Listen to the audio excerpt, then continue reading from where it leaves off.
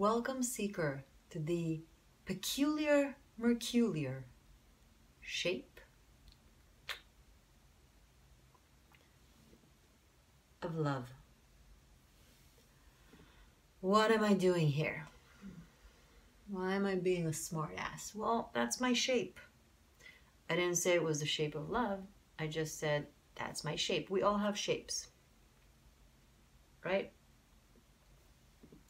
This is my shape. This is my shape. This is my shape. My shape. My shape. My shape. My shape. My shape. Shape. Body. Character. Intonation. Body language. Even scent. The sound of my voice. My choices in life, my actions, my reactions, my thoughts, hell, even my emotions. They're all my shape, but is it the shape of love?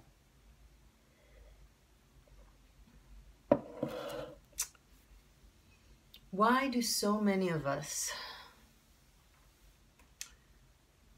fall in love, go into a partnership,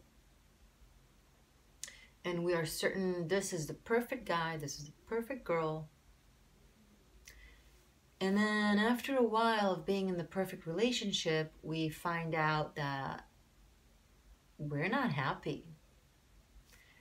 And what's wrong? I don't know.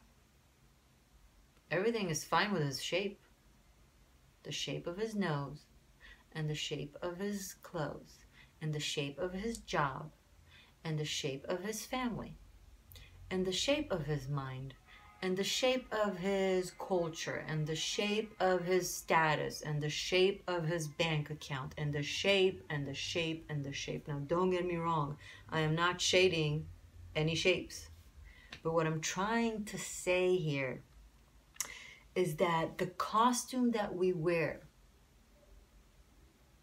and when I say costume, I don't even mean masks. I don't even mean people who are allegedly fake. I mean all of us with the characteristics that we have established for ourselves growing up.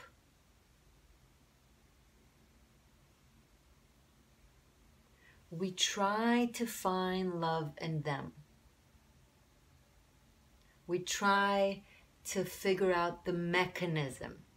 Who should I love? Why should I love them? And how should it look like?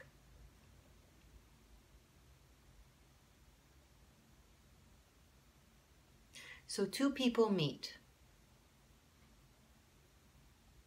and their shape, their costume, falls in love with the other person's shape, costume.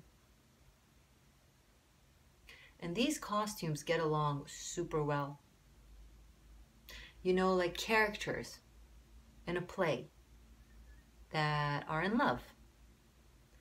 But are the actors, each of the actor who plays the role of that specific character in that partnership, are the actors in love? Of course not.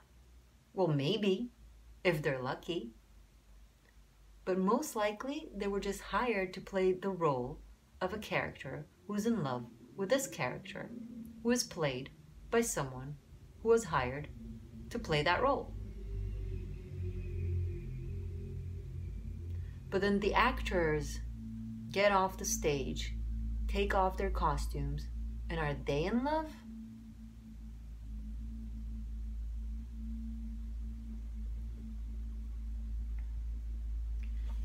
This would be the actor.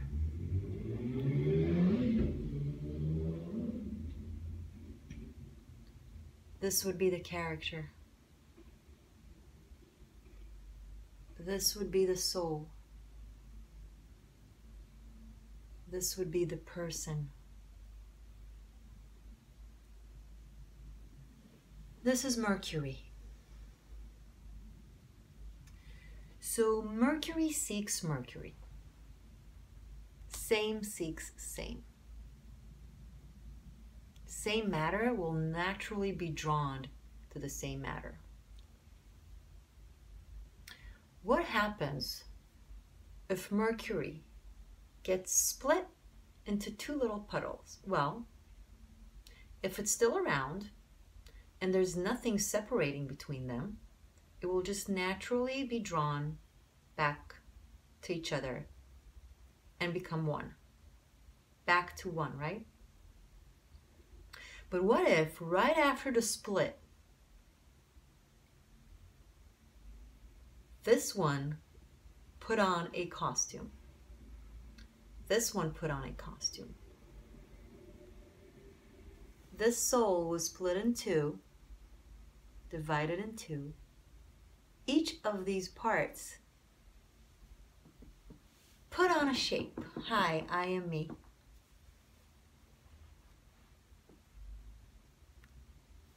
And then they go through lifetimes and lifetimes and lifetimes in their own journey. And what do you know? One day they meet. Now nature is trying to run its course. Mercury wants back to its source. But why? The costumes don't fit. I never thought I'll end up with a guy like that. I never thought I'll end up with a girl like that. What is she wearing? What is he wearing? What does she do for a job? What is he doing for a job? Wait, where is she coming from? Wait, his parents are what? And all that jazz. Now I'm giving superficial examples, but it could be so many things.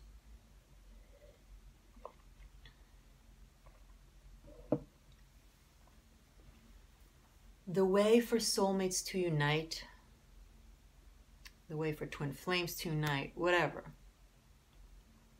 The way for two particles of the same soul, the way for two mercurial puddles to become back one, is for both of them to be peeled off their mechanism. The actor needs to shed its role, needs to quit its job, needs to finish the play, needs to become aware that he's an actor and is just wearing a temporary costume and off to the next play or the next gig. The human needs to understand the cliche that we are not human beings going through a spiritual experience. We are spiritual beings going through a human physical experience. And once we know that, and we know the difference between our mechanism, our shape, our costume, our current outfit, between all that and the spark of light that we are, hiding underneath that shape. Only when we understand that, we can actually unite with the true love of our life. We can even realize that we love them or that they love us. Our soul already knows and it's screaming, "You love her, you idiot. You love him, you dum-dum." But then the person argues with their soul.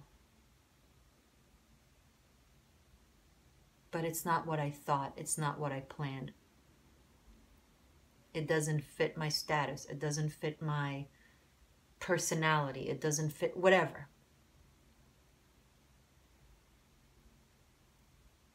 And many times they don't unite. Many times that's the thing that separates between two people.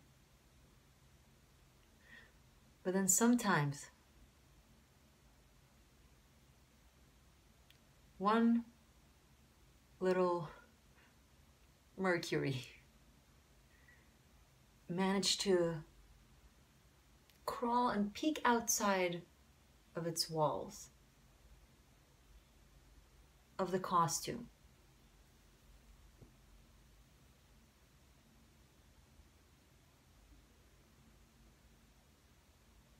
Do I know you?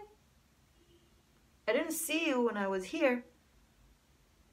I was hiding. But do I know you? And then the person in front of me is like, no. No, you don't know me.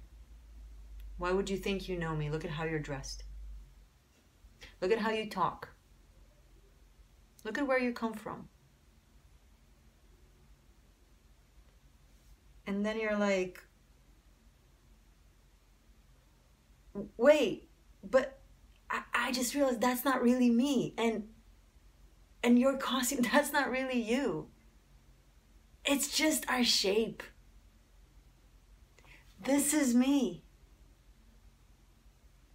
And then sometimes the person, one point or another, will also do the work, shed their costume, let go of their shape, and shift back to their source. And then they will remember you. Hopefully. When the 2 drops of Mercury relieve themselves of themselves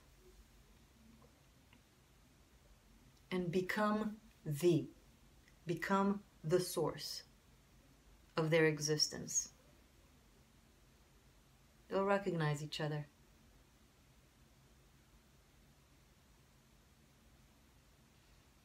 And some people out there who maintain their costume, their shape, their costume will fall in love with another costume that matches a character that matches the character.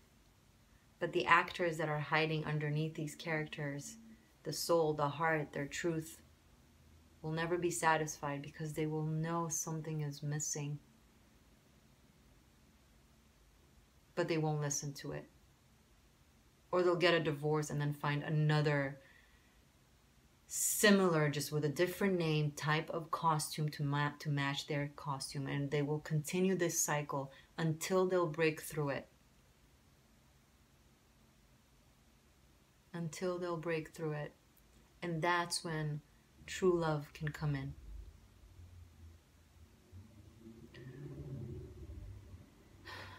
Now, an important disclaimer that will ruin the romance. Some of you out there are just whack. Most of you, my seekers, are just fantastic and inspiring, and I'm so grateful for you every single day. I truly am. But some of you are psychos. Some of you are stalkers. Some of you are stuck in a virtual reality that isn't the breaking of the matrix. You're just whack. And you try to impose your costume on another soul, thinking that this costume of yours that you're wearing is a truth. I'm a magnificent, powerful sorcerer. I am this, I am that. You are my twin flame. Doesn't matter that we've never met, never answered your emails. I don't even... What? If you do that to someone, stop immediately. True connection is being built on the foundations of a true connection. AKA two people know each other. They have a background, they have a history maybe, or they just have similar places where they interact. Know each other. And yes, if you are out of the costume, but your other piece of light is still underneath their shape, and you recognize it, maybe you're right. Maybe they're still under their shape, and then you are patient and accepting and not patronizing. And definitely don't think you're better or that you need to be the one who awakens the other. No, that's spiritual arrogance. It's their job to awaken themselves. It's your job to awaken yourself. If you become busy on awakening them, they won't. They'll just awaken yourself. And the more layers of your costume that you will shed, naturally, if it's really something that is of your source, they will do a similar process in their own realm that isn't imposed on them, but is just led by an energetic example that you do with yourself. They will start doing their own work. Forcing, manipulating, convincing doesn't work. won't work. And also, don't ever forget there is the option that maybe you're wrong. Maybe they're just not your source. And the only way to discover is to keep the faith and be patient. I know, I know. Rough stuff. But that's part of our journey. If you want to unite with your Mercury, work on shedding your own shapes. Work on breaking through your own mechanisms. Keep wearing them because it's important to survive in society. You don't want to go to work, I'm whack, I don't have a character. Wear that self, but know the difference. Be conscious of both elements in you, the mind and the soul. And then they will find you. Slowly but surely, fast but surely, I don't know, but surely, because source always seeks its source. That which you seek is seeking you. If you seek the truth. And not lie to yourself when you're actually seeking a mechanism. I'm a powerful magu, so I need to be with this YouTuber tarot reader. No, that's just another costume seeking for a costume that makes you feel like it's the right thing. No. Tap into yourself. Breathe in. Get to know yourself. You have to know yourself. And I'm not saying you need to know the checklist of yourself. I was born in this. I grew up in this. This is what I do for a job. This is my language. This is where I live. That's not the self that I'm talking about. It's a self. But I know this. And that's how you find your love, baby. That's how you find your love, by doing the work, by improving, by being your own best source, by tapping yourself into your source and to the source. When I say source, it could be anything that you understand. God, spirit, universe, great mother. I just find them to be different names for the same thing. But that's just me. But you find you, boo.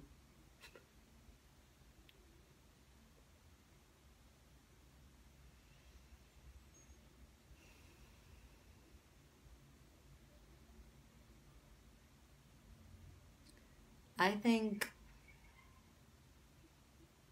love is the most divine thing that exists. It's the only thing we can't manipulate, we can't control, we can't cognitively process.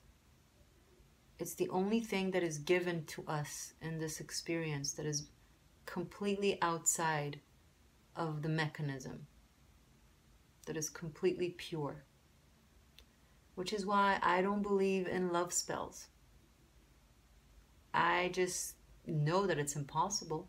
It's possible to manipulate weak minds, yes, but not the soul, not the source, not the Mercury that is hiding underneath the weak mind. Whenever you do something like that, my dear lovely seeker, it just bounces back at you. You just create yourself very negative karma, because messing with someone else's free will is not right. If it's actually love, it will happen the way it needs to happen. Every one of you, beautiful Mercurial puddle, will find its way to shed the costume and recognize each other. You will recognize each other, but not with energetic manipulations, with actual true work on ourselves. Bewitch yourself. That's what I'm trying to teach you guys. I'm not trying to teach you how to cast spells on other people. That's the lowest of the lowest type of frequency. And it doesn't work. Free will is the most powerful thing that is given to us. You need to understand. You can sometimes play with it and distort it and then cause a detour. But source will always find its way back. So you may have change someone else's course for a little bit, they will find their way back. But what you just did is created a whole lot of nasty baggage of karma on yourself. Do you understand? I'm a witch. I'm not shading witchcraft. That has to do with finding your own empowerment. None of that dark thing, please. Once again, I also love darkness. It's part of our existence, yin and yang. I manifest from the pain because I never disown pain. Pain is a mechanism that is supposed to save our ass when we're in trouble. When you're experiencing a type of pain, it's your mechanism telling you something is wrong. Then you need to be like, hey, pain, I'm kind of suffering right now, but I understand you're trying to help me. So A, thank you. B, I'm on it. Oh, my head really hurts all the time. I'm going to doctors. I'm going to check. I'm going to change my nutrition. I'm going to breathe more fresh air, whatever. I'm on it. Then the pain will stop because your mechanism is like, okay, they got the message. You understand? So whatever pain you're having, before you try to suppress it or ignore it, first try to listen to it, see what it's trying to tell you. That is sorcery. That is witchcraft. Knowing how to work with the magic that is all around us and within us. Our own mind, our own heart, our own body, our own soul. None of that high school TV show, vampire, blood and lizards type of witchcraft. It's the ceremonial, fun, funny part, but it's not the essence of it. Knowing how to recognize the pain is telling you something, listening to it, and then completely shifting your reality, that is witchcraft. Do you understand? I love you guys so much. This was my rant about love and about Mercury and about light. I am the Existential Shift. Private readings, link below. Tarot Masterclass, link below. Extended yearlies for 2019, link below. And monthly extended, link below. Subscribe.